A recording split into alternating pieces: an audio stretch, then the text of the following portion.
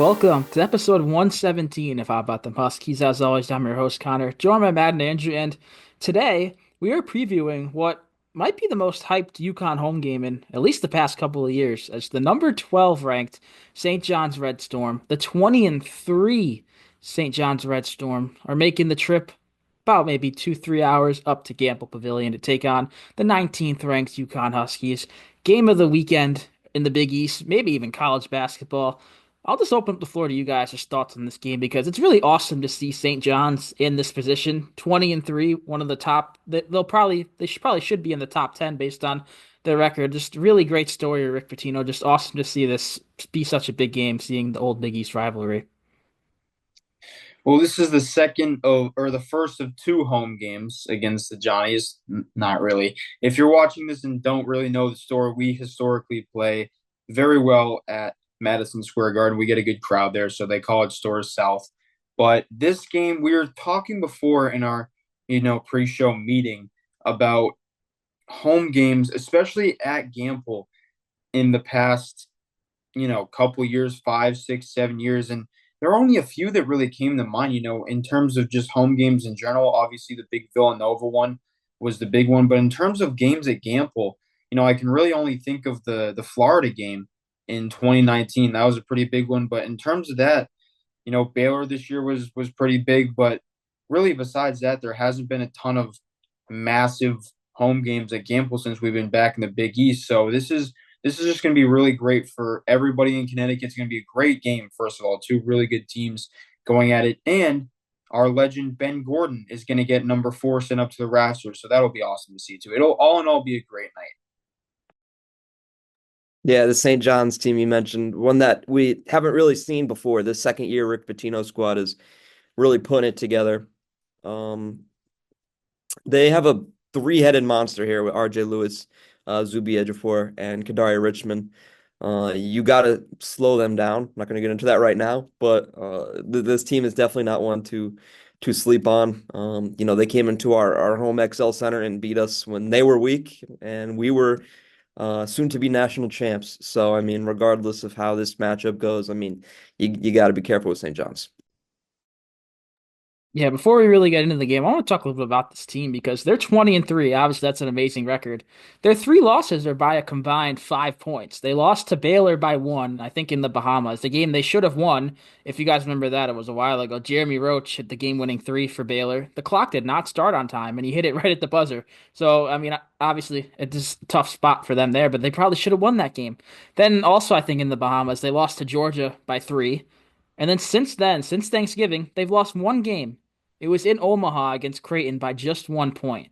So they are really streaking. I mean, they're not the deepest team, which we'll get into, but they're so deep at the top it makes up for their lack of bench depth. But I'm just really impressed with the massive jump. We all expected them to be a tournament team, getting guys like Kadari Richmond in. They get RJ Lewis to have the. We don't think know anyone expected this big jump from him, but you think he's going to be a guy that's at least going to be a starter. He's one of the Big East Player of the Year front runners, which no one saw. Zuby Ejiofor, his first year as a starter, really flourishing. I guess we'll just kind of jump in. I don't want to jump right to matchups to watch right now, but I guess this isn't matchups to watch. But which St. John's player do you think is going to not make the most impact, but are you most worried about in this one?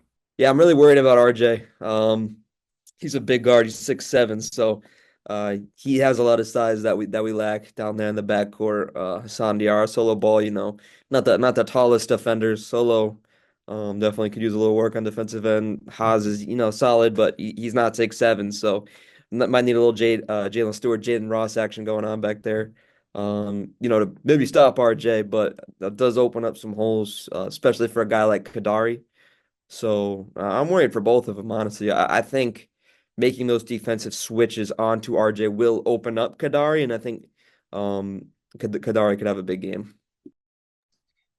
It's really going to be that duo of him and Kadari. Kadari's mid-range game is one of the best in all of college basketball. And like you just said, RJ Lewis is 6'7". And if I were to pick a big worry about this game, it's going to be the guard defense on those two because they're such good playmakers and shot makers that they're just going to make us pay if we play terrible defense, which is usually what every team does. But these guys can make us pay way more efficiently. Everybody has their opinions about Kadari, how he hasn't really raised up to his potential or how he kind of left Seton Hall in the dust.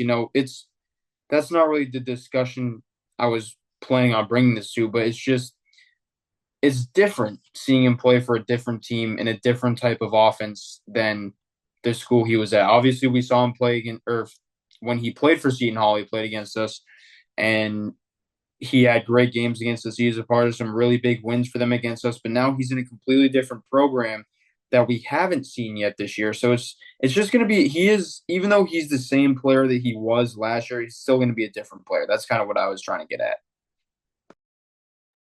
Yeah, you mentioned Seton Hall, and it reminded me of the quote that Rick Pitino had. And this is going a little off topic, but I just want to maybe bring this up.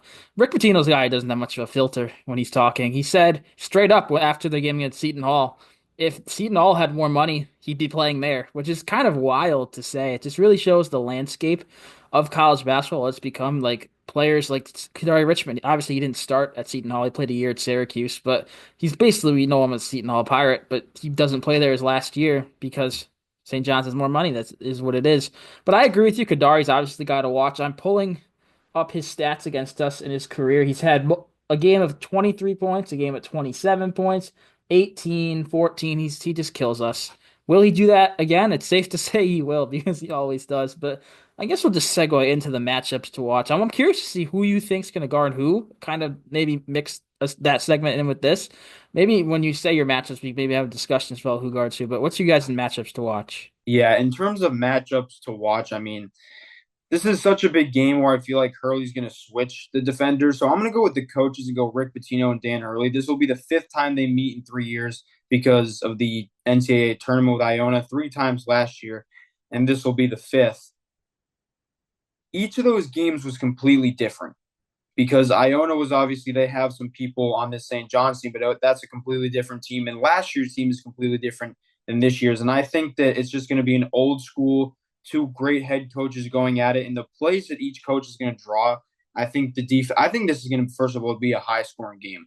I think these defenses are going to get ripped apart. I think it's going to be somewhere in the 80s or 90s. I'm thinking kind of in the 88, 84 range, somewhere in there, but I just think this is going to be an all-time classic in terms of coaching going at it. I'm sure there's going to be some heated exchanges at some point, but I'm excited to watch these two go at it. Now, I'm going to come back to this, but my current matchup to watch, is at the five, Samson Johnson, and what I assume would be Zuby Ejiofor. Um, Five of their top six guys, minutes wise, are all guards. Zuby's the only forward within that top six for minutes, so I assume it would be Zuby at the five against Samson. I think we might have a field day up there in the front court. I'm gonna go with this matchup, but like I said, I'm gonna come back to it and I'm gonna talk about it a little bit more. So you guys took the easy route. Andrews took the coach, which don't get me wrong, it's a great pick. And Matt took center versus center. So I'm gonna kind of try to dissect the rest of it for you guys, and I guess call it my matchups to watch. I feel like just looking at it, solo ball is the outlier, obviously for us defensively. You have to throw him on Wilcher slash Davon Smith whenever he's in there. Those are just the two smallest guys for St. John's. And Wilcher, out of those guys, is probably the least explosive. Obviously, he can get up. I've seen him have some monster dunks, but he doesn't have the ball in his hands as often. I mean, there's a height difference, but you have to put Hassan Diarra on Kadari Richmond. At least try it at the start because the length of these other guys. If they had another guard in it, that's another story. But I can't think of anyone besides Hassan Diarra that would be guarding Kadari Richmond.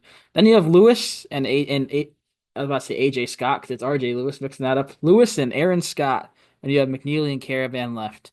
I am curious to see. You'd probably see McNeely on RJ Lewis.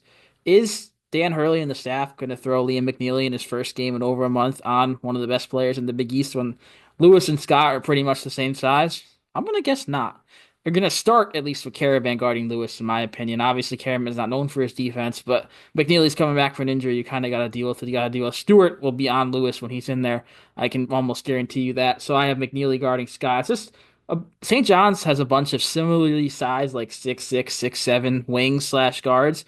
We have two of those in McNeely and Caravan, so there's going to be one mismatch, if you will. That's going to be Diarra on Richmond, but Diarra's defense certainly makes up for that. I guess we can just segue into our players to watch for this game. Who do you guys have, Matt? I feel like I know where you're going to go with this, so I want to kick us off. I do. I said I was going to come back to it. There's nobody on that team that's going to guard Terrace Reed. I'm sorry. It's not going to happen. I mentioned Zuby, 6'7", 240. Terrace 6'10", 260. I mean, Terrace isn't even going to start. He's going to come off the bench. I assume Zuby will play 30, 35 plus minutes. But other than that, I mean, they have some backup bigs who haven't played nearly enough and aren't nearly strong enough to stop Terrace. I think that kind of will be the game plan here. I think Terrace might have another one of those double digit double double games here. Um, I don't see a world here in which he doesn't have a big game, and I think he's going to be very important here and taking this one home.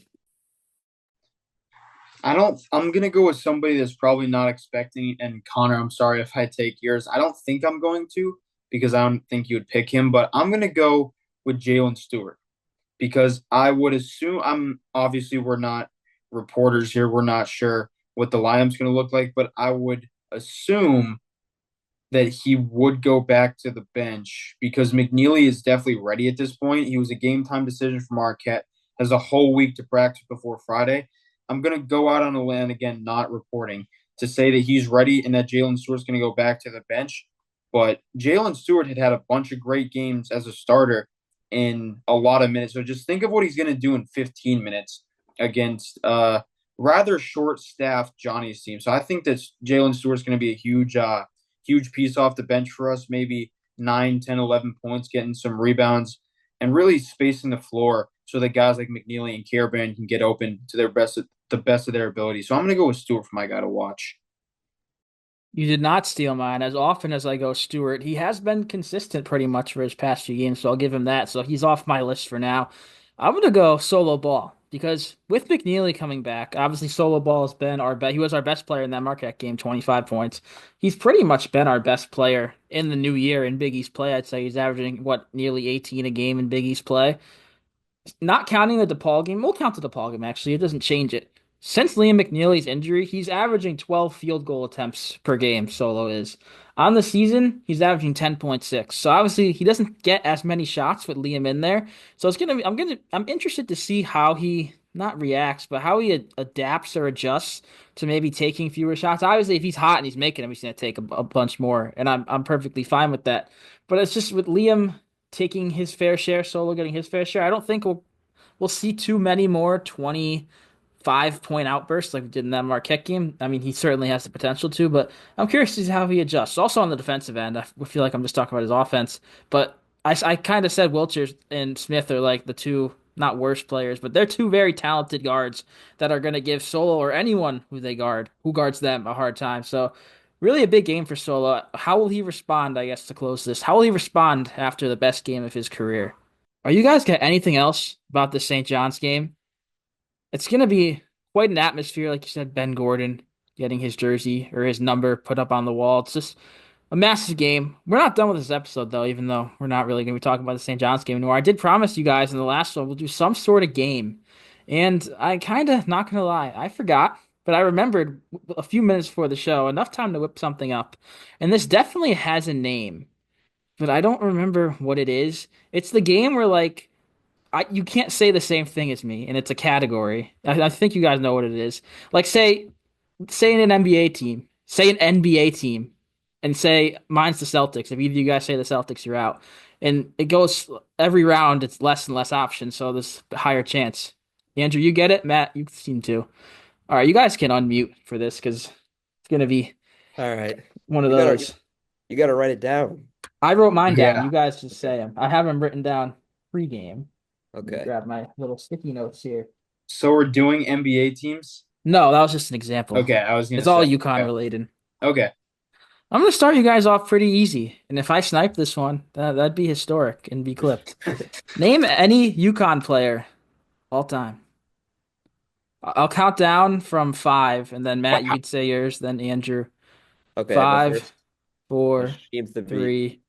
Sure. Yeah, yeah. Joey Calcaterra. I don't know if this will be inversed on the video. You see Jaden that? Ross. I Jaden was Jaden thinking of Ross. Ben Ross. Gordon. You guys survived round one. All right. We are getting Wow. these next two rounds are equally as challenging, I'd say. Not too bad. Name any player on the 2023 national championship team. So ending 2023? Like the San Diego State year. Okay. Okay. Andrew Hurley. Naheem Aline. I can't see it. Oh, the light. Andre Jackson. Andre Jackson. All right. Man, this is a Next, lot of pressure. it is because You got to it's think only like gonna get who's harder. not obvious and who like I don't know. It's weird, but I like it. Next up, besides UConn, name any Big East team. You guys can just play it around. I'm not gonna count down. That was a little All silly. right. You want to go first this time? You guys are also welcome to say the Georgetown. same one. Georgetown. I get nervous going first because then I'm gonna say it and you're gonna react. I'm gonna choose a low key one. Let's go Hall. Let's go Seton Hall. Butler. Wow. Okay. You guys survived the first three rounds. These are the two most challenging. And then we only Okay. have five, so if you guys get the five, you just win and I lose. Nice. Name any UConn Final Four most outstanding player. Oh, jeez.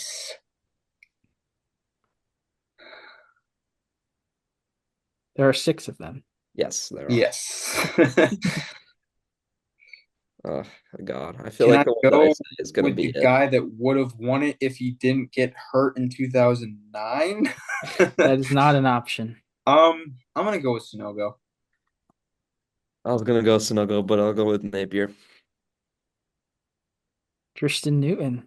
Boom. Oh man, You guys have made it to the final round and the most challenging I round. thought that's where I was You at. guys also, I definitely should have said this before we started. You guys can play along, which I assume you have been at this point, listening and watching. But the last one, we have four coaches right now. Name one. And don't name the same one as me. All right, Tom Moore. I'm gonna go with the obvious one, Dan Hurley. That's so bright. Luke Murray. You Boom. guys Wow. won. I Wow. I figured one of you would get tripped up at least on that coach one, but I guess I just suck at picking things. There's no way you were going with Hurley. Do That you was guys a want to do another round of this? We can do one more. Yeah. All right, let's do it. I'm gonna write some answers down. This will be edited, so next time you hear from us magically with editing, we'll do the next round. And we're back. Magic of editing. As you can see, I'm a little darker. I turned off the light in front of me so you guys can read the answer a little better. I wasn't gonna do a round two, but that was a lot of fun. You guys passed the test, I guess. So another one for you guys. Hopefully you're still watching. If you're still watching, play along. Comment your score for this round, the first round, whatever you want. Just comment anything, honestly. Our first round. Name a team that UConn has played in the NCAA tournament any year. Let's say Holy beaten. cow. A team they've beaten. We'll call it that. Okay. I have mine. This is gonna be a massive blast from the past. And for all the people who say we're too young to know anything about these old teams, Georgia Tech I mean, is damn. who I'm taking. I was gonna say San Diego State. Let's go San Diego State. We do. Okay. Recency bias. Went a little easy there.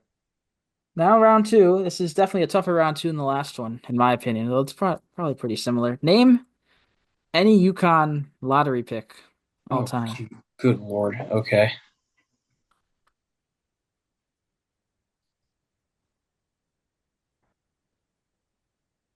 Now I feel like the experience from the first round was good because now I know that I can go as obscure as I want. I'm Hashim gonna Thabit, go. same direction. Oh, you son of a! I You was can go gonna with him. say that. There's nothing against you going I with was him, just but you about could to both say be I'll wrong. go to beat then. I was just about to say him. You sure you want to go with him? Yeah. Yes.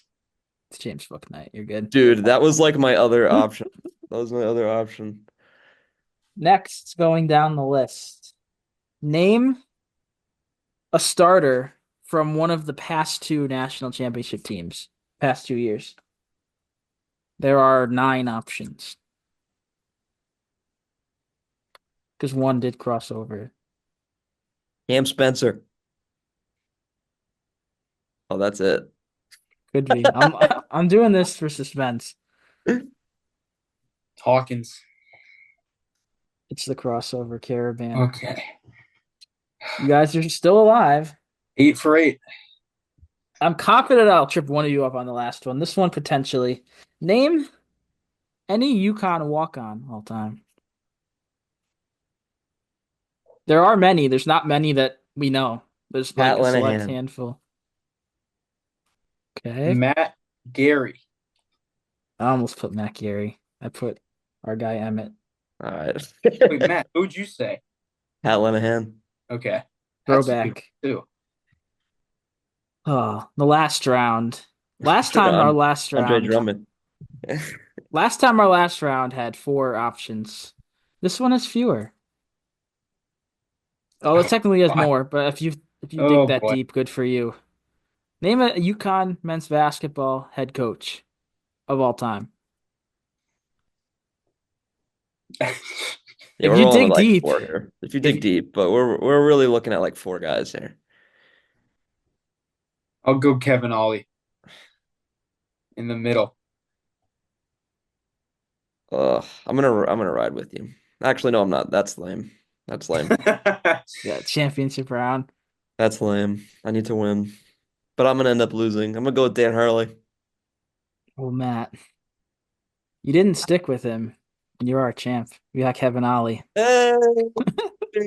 Oh wow. Wow. So Damn. that was that was a lot more fun than I thought it would be. Thinking of these categories Boom. on the fly. We are almost done here, Andrew. I know you have one maybe last closing point to Yes, make. I do. This is gonna be one of the biggest game. Now back to the game a little bit. This is going to be one of the biggest games on this campus in a long time. Our good friend Mark Zanetta will be there all the way from the Carolinas, filming content for his channel Locked on UConn. Which, by the way, if you're not subscribed to or not watching, you're doing it wrong. And he'll be there filming content. So if you see him, look up his channel, see what he looks like. If you see him, absolutely offer to be in his video. He wants as many diehard UConn fans as possible in there. So feel free to go up and see him and tell him we sent you. If you see him, he'll like that. But in general, we as fans, everybody that's going has to bring the energy, be loud, be early, make the Johnnies feel like they're playing a true road game, and just have fun. Go Huskies. I don't think I can add anything that would top that. So next time you hear from us, we'll be after this game previewing another very tough game in Omaha against Creighton. So yeah, that'll do it. If you're still listening to this one or watching, Matt, want to close us with a word, maybe to comment? Uh, I mean, since I won, I could comment champion. Comment champion Champion. or winner. Nah, go champion. We Go don't want either champion. or.